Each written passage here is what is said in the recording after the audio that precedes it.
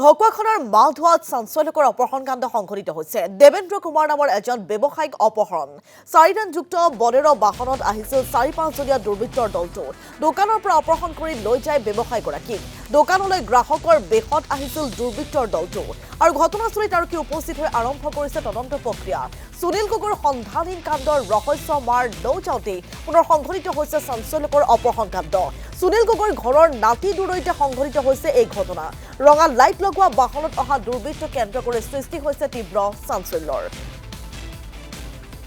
আৰু এই সন্দৰ্ভত সবিশেষ জনাব আমাৰ সাংবাদিক প্ৰতাপ দত্তই। হয়, বুধবাৰে নিশা ঢকুৱাখানাৰ মালধোৱাত সংঘটিত হৈছে চাঞ্চল্যকৰ অপহৰণ কাণ্ড। আৰু যি স্থানত এই অপহৰণ কাণ্ডটো সংঘটিত হৈছিল সেই স্থানত মই বৰ্তমান উপস্থিত আছোঁ। আৰু এই স্থানডোখৰ হৈছে ঢকুৱাখানাৰ মালধোৱা। আৰু মোৰ সহযোগীক পোনে পোনে সামগ্ৰিক পৰিৱেশটো দেখাৰ বাবে অনুৰোধ জনাইছোঁ। এই স্থানতে সন্ধিয়া 6:30 বজাত অপহৰণ কাণ্ড সংঘটিত হৈছিল। দেৱেন কুমাৰ নামৰ এজন ব্যক্তিক কোনো অজ্ঞাত চাইলেনযুক্ত এখন বুলেৰো বাহনত অহা কোনো অজ্ঞাত ব্যক্তিয়ে উঠাই লৈ যোৱা পৰিলক্ষিত হৈছিল। এই সম্পূৰ্ণ ঘটনাটোৰ একমাত্ৰ প্ৰমাণ বা একমাত্ৰ সাক্ষী তেওঁৰ পত্নী। তেওঁৰ পৰা মন্তব্য ল'বলৈ যত্ন কৰিম। যোৱা নিশা কি ঘটনা সংঘটিত হৈছিল, আপুনি কি দেখিছিল? মই প্ৰথমতে মোৰ ছোৱালীয়ে দেখিছিলে। ছোৱালী আহি পিনি পাওঁতে ল'ৰা প্ৰথমতে দুজনমান আহিছিলে। অহাৰ পিছত চিগাৰেট বিচাৰিছিলে। চিগাৰেট তেওঁ যিটো দিয়ে এইটো নহয় বুলি কয়, সিটো নহয় বুলি কয়।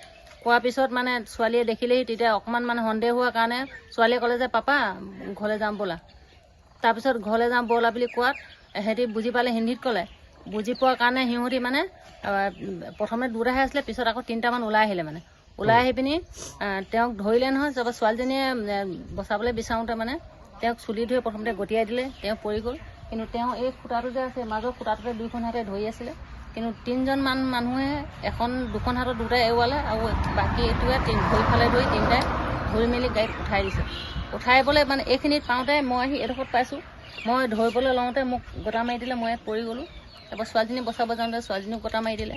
তাৰপিছত তেওঁ গাড়ীত ভৰালে নহয়। ভৰাবলৈ মই উঠি গৈ পাওঁতে মানে তেওঁ মাতটো নাই। মানে মই ভাবিছোঁ তেওঁ কিবা নিচাযুক্ত কিবা বস্তু হয়তো নাকত চাকত দি দিছে। তেওঁ কোনো মাত চাত নাই। ছোৱালীজনী গাড়ীত উঠি ল'বলৈ লৈছিলে। উঠি ল'ব লওঁতেও গটিয়াই দিলত তাই পৰিলে। তাই এতিয়াও পিছফালে টিকাত কোলা পৰি আছে, কঙনত দুখ পালে। তেনেকৈ মই সেইখিনি অৱস্থাত মই দেখিছোঁ। তাৰপিছত তেওঁ মানে বহুত চিঞৰিলে, মই নাযাওঁ নাযাওঁ নাযাওঁ বুলি। কিন্তু তেখেতক আমি মাকে জীয়েকে বচাব নোৱাৰিলোঁ। বহুত চেষ্টা কৰিলোঁ। আমাৰ দুজনীক মানে দুৰ্বল বুলি নিজকে মই স্বীকাৰ কৰিছোঁ। মই দুৰ্বলী, মই ছোৱালীও বৰ দুখী। আজি মই পাপাক বচাব নোৱাৰিলোঁ। মোৰ চকুৰ আগতে দুৰ্বৃত্ত আমি চিনি নাপাওঁ, কোনো এজনকো আমি চিনি নাপাওঁ। কিন্তু অনুমান কৰিছোঁ সিহঁতৰ আমি হাৰিয়ানাত গৈছিলোঁ কাৰণে তেখেতলোকৰ মাত ভাষাত অকণ বুজি পাইছোঁ তেওঁলোক ইয়াৰ নহয়, তেওঁলোক হাৰিয়ানাৰ। মোৰ সন্দেহ তেওঁ এজন পুতেক আছে। পুতেক আৰু ভায়েক, তাৰ নাম বাবলু, পুতেকৰ নাম পৱন কুমাৰ। সিহঁতে তেওঁক পঠাইছে বুলি মোৰ 100%। পুতেক মানে তেওঁ আগতেও বিবাহিত নেকি? আগতে তেওঁ বিবাহিত। তেওঁ ল'ৰা এটা আছে। তেওঁ আগৰ ঘৰ ক'ত আছিল? হাৰিয়ানা ৰেৱাৰী বালাবাস হিল গাঁৱৰ নামত তেওঁ ঘৰ। হয়। প্ৰথমগৰাকী পত্নীয়ে ঘটনাটো কৰিছে বুলি ভাবো। সন্দেহ মোৰ তেওঁৰ ওপৰতে। তেওঁ মোক চেলেঞ্জ কৰিছিলে। মই এদিন তোপা মই কাঢ়ি আনিমেই বুলি কৈছিলে। মই তেতিয়া কৈছোঁ তেওঁ খুচিত য'ত থাকিব, য'তে নাথাকক তেওঁ ভালে থাকিলে হ'ল সেইবুলি মই কৈছিলোঁ। কিন্তু ইয়াৰ আগতেও তেওঁক কেইবাবাৰো আহিছে, তেওঁক টাৰ্গেট কৰিছিলে। তেওঁ সেই টাৰ্গেটৰ পৰা আমি বচাব পাৰিছিলোঁ। কিন্তু এইবাৰ আমি হাৰি গ'লোঁ আৰু তেওঁক আমি বচাব নোৱাৰিলোঁ।